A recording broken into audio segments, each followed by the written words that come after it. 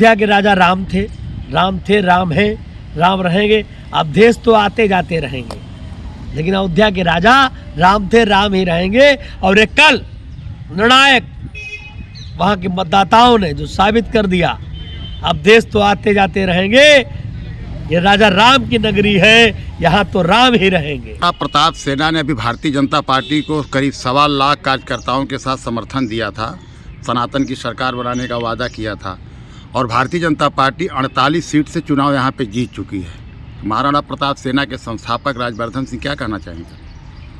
सर्वप्रथम तो दिल्ली की देवतुल्य जनता, देवतुल्य माताओं बहनों और यहाँ के मतदाताओं और जो पूर्वांचल की सीटें आज जीती हैं, निश्चित तौर पर हमारे पूर्वांचलों ने साबित कर दिया है कि जो पूर्वांचल के हितों की बात करेगा, जो पूर्वांचलियों के हित की बात करेगा, वही दिल्ली पे राज करेगा।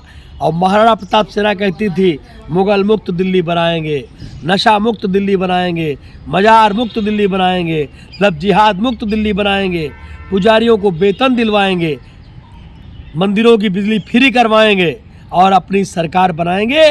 आज मोदी जी के नेतृत्व में दिल्ली में चुनाव लड़ा गया है। निश्चित तौर में आने वाले दिनों में जितने भी वादे हमारी भारतीय जनता पार्टी ने किए हैं और जितने भी वादे हमने दिल्ली की जनता से जनजागरण यात्रा के दौरान किए थे, ये स्पष्ट हो गया है। ये बहुमत उन सभी ने मिलकर दिया है।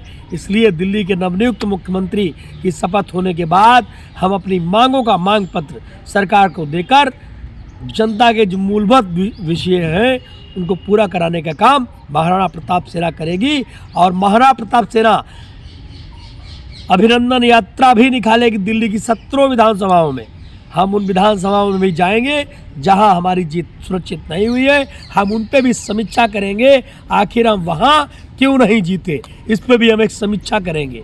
और जहां हम जीते हैं वहां हम यात्रा निकालेंगे और यात्रा निकाल कर वहाँ की माताओं बहनों युवा साथियों और बुजुर्गों को उनको धन्यवाद ज्ञापित कर उनका अभिनंदन करेंगे। पहले कहते थे भारत हिंदुओं का देश है, भारत में रहने वाला कोई भी व्यक्ति ना मुसलमान है, ना सिख है, ना ईसाई है, सब हिंदुस्तानी है। और ये इस चुनाव में हमें लग गया है क्योंकि उन्होंने कहा वास्ते अल्लाह के मुख पर काबे शरीफ की तरफ नियत करते हैं कामयाबी की तरफ।